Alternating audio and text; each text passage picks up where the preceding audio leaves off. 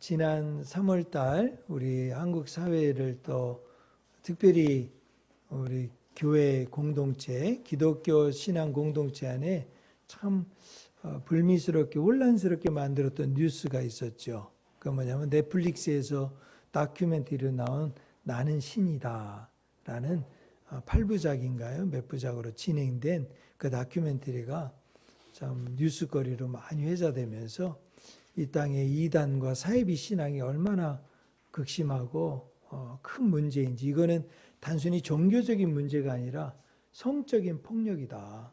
이거는 정말 이 땅에서 있어서는 안 될 일들이 종교 집단 안에, 그것도 기독교 집단 안에, 뭐 기독교라고 말하기도 어려운 이단과 사이비니까 그런 공동체 안에서 일어났다는 것을 보면서 참 이거 하루 이틀의 문제가 아니라 오랫동안 이어져 온 이 이단과 사이비 신앙의 문제를 어떻게 해야 될까? 좀 어떻게 해결할 수 있는가? 이런 이제 심각한 문제를 좀 느끼면서 이거를 어떻게 설교해야 될까 하다가 고민했는데, 하나님이 때마침 4월 첫 주일날 유다서를 통해서 우리에게 이단과 사이비 신앙을 어떻게 경계해야 될지를 우리에게 말씀해 주시는 것을 제가 보면서 참 너무 다행이고 감사하다, 그런 생각을 가지고 유다서를 읽고 묵상하고 오늘 설교하게 되었습니다. 먼저 유다서는 어떤 책입니까? 유다라는 인물이 성경에 많이 나와 있고, 성경에 보면 유다라는 인물은 참 좋은 인물로 많이 나와 있습니다. 왜 그러냐면은 야곱의 12아들, 12지파가 생기지 않습니까? 그 12아들 중에 유다는 특별히 메시아가 오는 지파로 아주 좋은 지파로 선정이 된 지파예요. 그러니까 유다 지파가 있지 않습니까? 유다라는 아들을 통해서 유다 지파가 형성되잖아요. 그 자손 가운데 메시아가 오실 것이다, 왕이 오신다는 약속이 이어져 있잖아요. 그러니까 유다라는 이름은 상당히 좋은 이름으로 많은 사람들이 가졌던 이름 중에 하나입니다. 그 중에 또 우리 신약에 넘어오면 그렇게 좋은 이름인데 우리에게 좋지 않은, 굉장히 이렇게 저 이름은 참 들으면은 마음이 좀 이렇게 부르고 싶지 않은 그런 이름 중에 하나가 유다죠. 왜 그렇죠? 예수님을 은삼십에 판 사람이 바로 가롯인 유다였기 때문이지요. 그래서 유다라는 이름은 좋은 이름이면서 동시에 또 우리 마음속에는 가룟 유다로 인해서 예수님을 배반하고 신앙을 떠난 그런 아주 불명예스러운 이름으로도 기억이 되고 있지요. 그럼 이제 오늘 등장하는 유다는 누구냐? 분명히 가룟 유다는 아닐 터이고, 오늘 이름은 누구냐면은 바로 이 마가복음 6장에 보면, 여러분들 저 성경책 가지신 분들은 한번 찾아보시고, 마가복음 6장 3절에 보면 예수님의 형제들이 나와요. 예수님의 형제들의 이름이 나오는데, 그 형제들 이름 가운데 6장 3절, 이 사람이 마리아 아들 목수가 아니냐. 이 사람은 예수님을 말하는 거죠. 예수님. 마리아 아들 예수가 아니냐, 목수가 아니냐, 야고보와 요셉과 유다와 시몬의 형제가 아니냐. 그러니까 예수님의 형제 가운데 지금 4명의 이름이 여기 나와 있죠. 그 4명의 이름 가운데 야고보도 있고 요셉도 있고 유다와 시몬 이름이 나와요. 그러니까 이 유다, 여기 있는 유다가 바로 예수님의 형제 유다였던 거죠. 예수님의 형제들은 예수님이 십자가에 못 박혀 죽으실 때까지 예수님을 구주로 하나님의 아들로 믿지 못했어요. 메시아로 받아들이지 못했어요. 그런데 예수님이 죽으시고 부활하신 다음에 부활하신 주님을 만나고, 우리들처럼 부활하신 주님을 만나고 예수님을 나의 구주, 나의 하나님으로 영접한 사람이죠. 그래서 이제 유다서 1장에 보면, 유다서로 다시 돌아오셔서 유다서 1장 1절에 보면 예수 그리스도의 종이요 야고보의 형제인 유다는 이렇게 돼 있죠. 그러니까 야고보는 누구죠?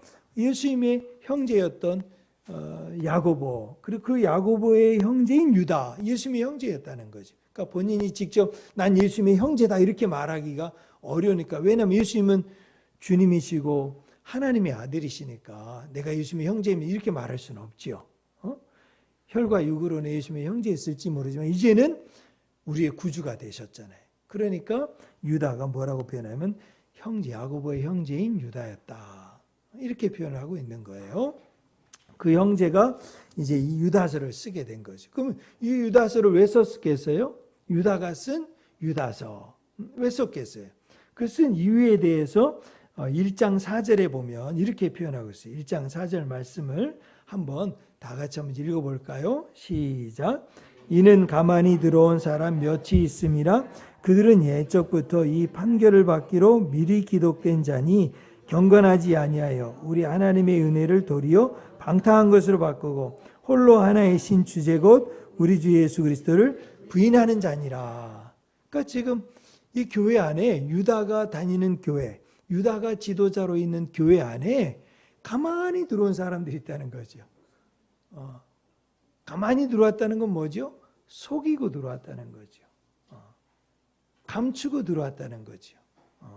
예수님을 믿고 믿음의 공동체 안에서 신앙생활을 잘 하기 위해서 들어온 게 아니라 예수님을 믿고 알기 위해서 들어온 게 아니라 가만히 들어와서 교회 공동체 안에서 문제를 일으키고 혼란스럽게 만들고 어렵게 만들려고 하는 목적을 가지고 들어온 사람이 있다는 거예요. 이런 사람들을 뭐라고 부른다 그랬죠? 이단이라는 거죠. 이단. 이런 사람이 이단과 사입이라는 거죠. 자, 이단과 사입의 특징이 뭐냐? 여기 보면 특징이 뭔지 1장 4절에 보면 뭐라고 하나? 이 가만히 들어온 사람들의 특징이 뭐냐? 1장 4절에 보면 뭐라고 되어 있어요? 경건하지 아니하다 이렇게 말하고 있어요. 경건하지 아니하다. 그러니까 경건하지 아니하다는 건 뭐예요? 거룩한 삶에 대해서 하나님을 믿고 살아가는 삶에 대해서 관심이 없어. 이 사람들은. 두 번째는 이 사람들은 어떤 사람인가요? 하나님의 은혜를 방탕한 것으로 바꿨다. 이거 뭐라는 거죠? 야, 오늘 예배가 너무 시끄럽지 않았니? 오늘 목사님 말씀이 이상하지 않았니? 오늘 교회 갔더니 야, 제 친구가 너 이상하게 이상한 말 하던데 너한테 저 친구가 너한테 그거 줄 때 조금 눈빛이 다르던데 하면서 사람들과 친구들과 하나님 교회 안에서 이루어지는 일에 대해서 자꾸 어떻게 해요? 원망하고 불평하는 일들을 생기도록 자꾸 마음속에서 그 이야기를 던져놓는 거죠. 이런 사람들이라는 거죠. 그 다음에 뭐라 그랬어요? 아주 중요한 거 1장 4절에 보니까 세 번째로 이 사람들의 특징이 뭐냐면 유일하신 주권자이신 예수 그리스도를 부인한대요. 그 뭐예요? 왕으로 모시지 않는다는 거죠. 주권자는 뭐예요? 통치자 왕이시라는 거죠. 예수님을 왕으로 모시지 않고 누가 왕이 되려고 하는 거예요? 내가 왕이 되려고 하는 거죠.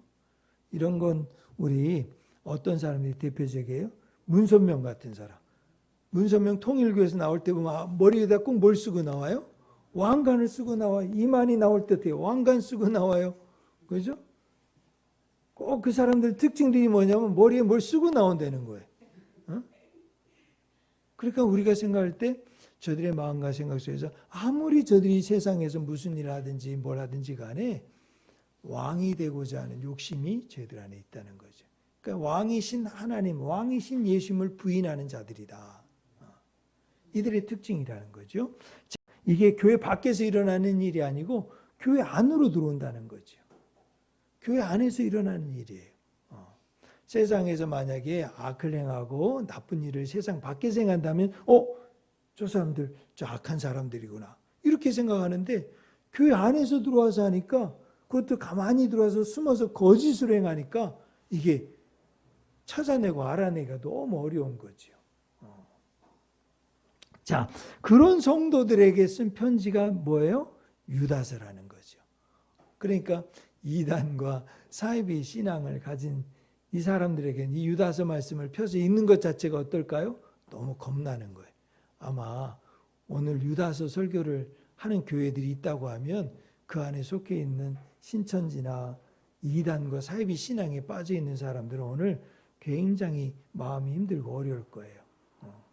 이 하나님의 말씀을 듣고 모두 깨닫고 우리 교회도 이단과 사이비 신앙, 교회 안에 있는 이거는 이단 신천지가 갖고 있는 것이 아니라 우리 안에도 이런 것이 있는지를 잘 살펴보고 우리 스스로가 잘못된 신앙과 거짓된 신앙을 떨쳐버려야 되겠다. 이런 생각을 우리 모두가 새롭게 할 수 있게 되기를 바랍니다. 이런 교회 안에서 일어나는 이단들이 들어와서 하는 아주 본격적인 일들이 뭐냐? 17절 말씀 한번 읽어보도록 하겠습니다. 17절 시작. 사랑하는 자들아 너희는 우리 주 예수 그리스도의 사도들이 미리 한 말을 기억하라. 사도들이 미리 한 말이 뭘까요?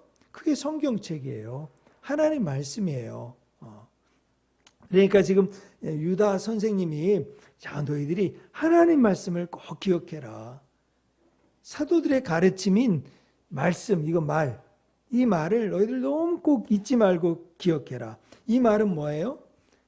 이단이나 사이비가 들어오면 하나님 말씀을 부인하고 하나님 말씀에 관심을 갖지 않는다는 거죠. 여러분 이거는 신천지나 JMS 정명석이나 하나님의 교회나 통일교만 그런 게 아니에요. 오늘 교회 안에 다니고 있는 사람들도 첫 번째 관심이 뭐여야 된다는 거예요. 하나님의 말씀을 기억하고 그 말씀을 배우고 알아가는 일에 첫 번째 관심을 둬야 되는데 오늘 우리 교회들이 그런 관심을 만약에 가지고 있지 않다면 이거 경계하고 조심하라는 거죠. 아셨죠? 네. 둘째 우리 18절 한번 읽어보겠습니다. 둘째 한번 읽어봐요. 시작. 그들이 너에게 말하기를 마지막 때 자기의 경건하지 않은 정욕대로 행하며 조롱하는 자들이 있으리라 하였나니. 자, 이 사람들은 뭐를 조롱한다는 거죠? 영적인 일들을 조롱한다는 거죠. 교회가 하는 일을 비난하고 조롱한다는 거예요. 영적인 일들, 거룩한 일들, 교회가 하는 일들을 여러분들 자꾸 비난하고 정죄하고 이렇게 하는 일들에 대해서 조심하라는 거죠. 왜냐하면 이단과 사이비는 교회가 하는 일을 조롱하고 비난하기 때문에. 그럼 여러분 생각할 때 그러면 교회가 하는 일을 무조건 따르고 순종해야 됩니까? 그러라는 말이 아니에요. 교회가 하는 일이 다 옳다고 생각하고 목사님이 하는 일이 장로님들이 하는 일이 교회 어른들 선생님들이 하는 일이 다 옳은 일이기 때문에 무조건 순종하고 따라가야 됩니까? 비판도 못하고 비난도 못하고 내가 싫으면 싫다는 말도 못하나요? 그런 걸 못한다는 말이 아니에요. 여러분 교회를 다니다 보면 당회가 잘못 결정할 때도 있어요. 재직회가 다 말도 못하고 뭐 하면서 거짓된 결정을 할 수도 있어요. 교회가 통으로 거짓이 되는 거예요. 통으로. 결정을 하는 거예요. 그걸 다 알아서도 그럴 수도 있고 모르고 보이는 거는 공사가 다 됐다고 말하는데 신고도 다 해갖고 허락도 다 받고 그런데 실체를 알면은 다 거짓이에요. 건축도 공사도 다 거짓으로 돼 있는 거예요. 신고도 다 거짓으로 돼 있는 거예요. 그걸 어떻게 해요? 재직회 당해서 다 알면서도 그냥 은혜로 갑시다 하면서 다 그냥 그렇게 결정해서 넘어가는 거예요. 어쩌면 그런 것들 때문에 이런 일들이 일어나는 거죠. 그럼 여러분들 생각에 그래 목사님 맞아 교회가 이렇게 문제가 많으니까 저는 그래서 교회 신앙 다니는 거 싫고 교회 다니는 거 싫고 저는 교회 열심히 하는 거 싫어요. 교회가 다 옳아서 그런 게 아니고 교회가 다 정당해서가 아니라 불법과 불의한 일들도 있지만 제일 중요한 건 뭐예요? 교회는 하나님의 집이에요. 인간이 모여서 실수도 하고 죄인인 저희들이 모여서 잘못하는 일도 있지만 그러나 하나님이 하시는 일들을 우리가 잘 보고 분별해서 깨어서 우리가 내가 교회다. 내가 주님의 몸을 이루는 지체다. 이런 마음을 가지고 여러분이 교회를 사랑하는 마음으로 더 말씀 중심으로 각오하는 마음을 가지고 함께 할 때에 어떻게 해요? 그런 불의한 일도 거짓도 속임도 우리가 막아내고 최대한 경계하면서 교회를 세워가는 거죠. 그런 책임이 저와 여러분에게 있는 거예요. 그 다음에 이들이 하는 궁극적인 목적이 있어요. 이게 19절이에요. 19절 뭐냐? 이 사람들은 분열을 일으키는 자며 이거 우리 다 봤잖아요. 이거 우리 다 알잖아요.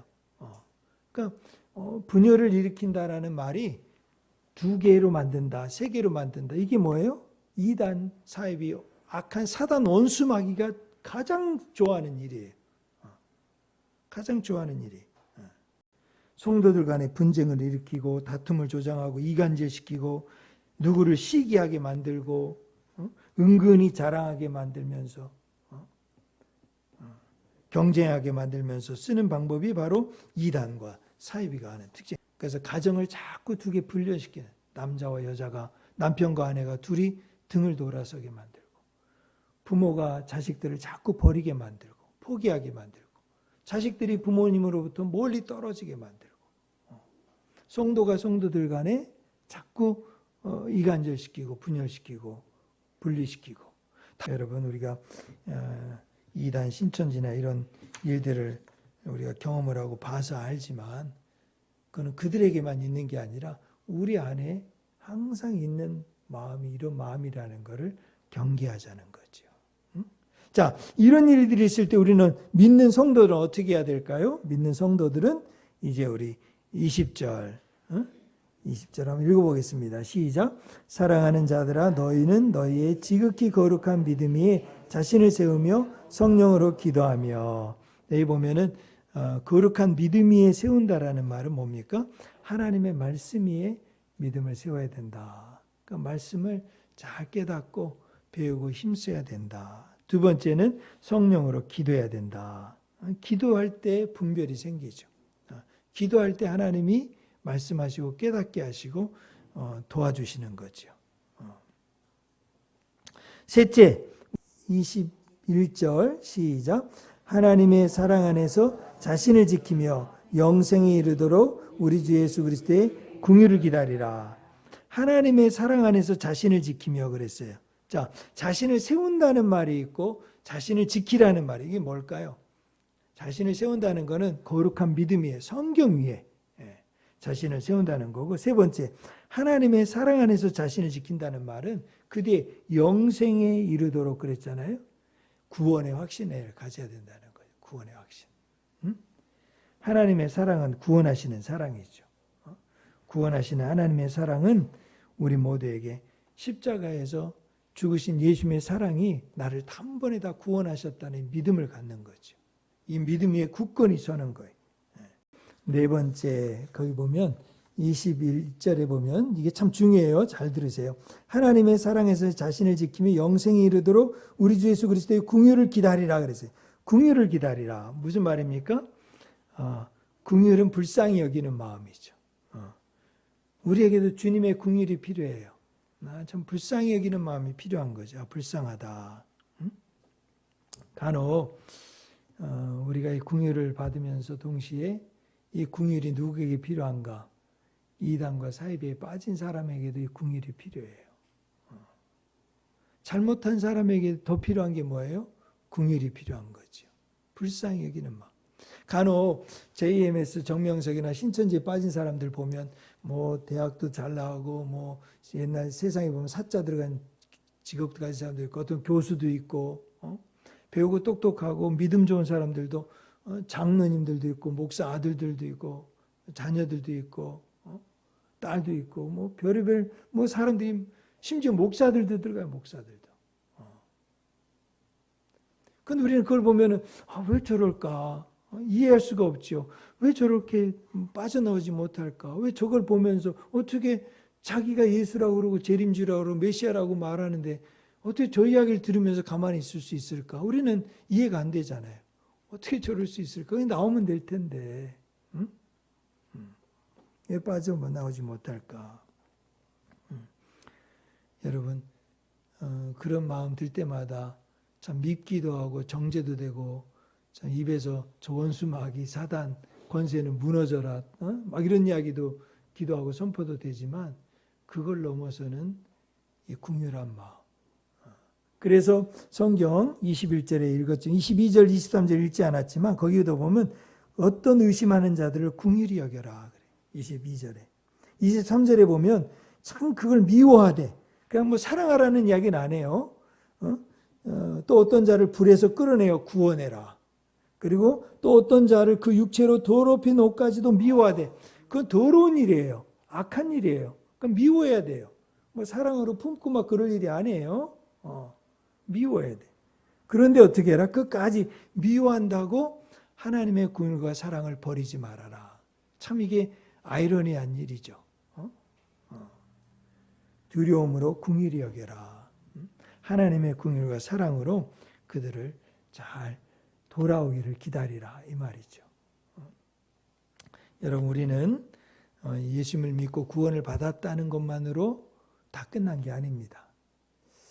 우리는 신천지를 떠나서 신천지를 우리가 알고 신천지에 빠지지 않았다는 것으로 우리는 정당한 게 아닙니다. 하나님의 교회에 우리는 가지 않았고 정명석에 우리는 믿지도 않고 통일교도 우리는 가까이 하지 않고 이렇게 했다는 것만으로 충분하지 않다는 거예요. 다시 말하면 우리는 진리에 속했어. 우리는 선에 속했어. 우리는 거룩한 편에 속했어라는 것으로 만족한 게 아니라는 거죠. 우리 하나님은 선으로 악을 이기기 원하시는 거죠. 진리로 빛으로 어둠을 밝히기 원하시는 거죠. 이단과 사이비 신앙은 언젠가는 무너지게 돼 있어요. 무너질 때 어떻게 해요? 그들을 돌아올 수 있도록 품을 수 있도록 우리의 마음에 하나님의 사랑과 말씀으로 준비되는 게 중요하지요. 사랑하는 우리 미션 교회 여러분, 성도님 여러분, 이 세상의 어둠 속에 있는 죄악 가운데 있는 그걸 알지 못하고 그냥 살아가고 있는 저 이단과 사이비에 빠져 있는 영혼들을 위해서 불쌍히 여기는 마음으로 그들을 빛으로 인도해내고 구원해내고 오히려 이제는 저들에게 하나님의 진리 가운데 설 수 있도록 하나님의 말씀 가운데 살 수 있도록 우리가 선포하고 증거하고 나누는 믿음의 선한 역사가 우리 미션교회 한 분 한 분에게 임할 수 있게 되기를 주 예수 이름으로 축복합니다.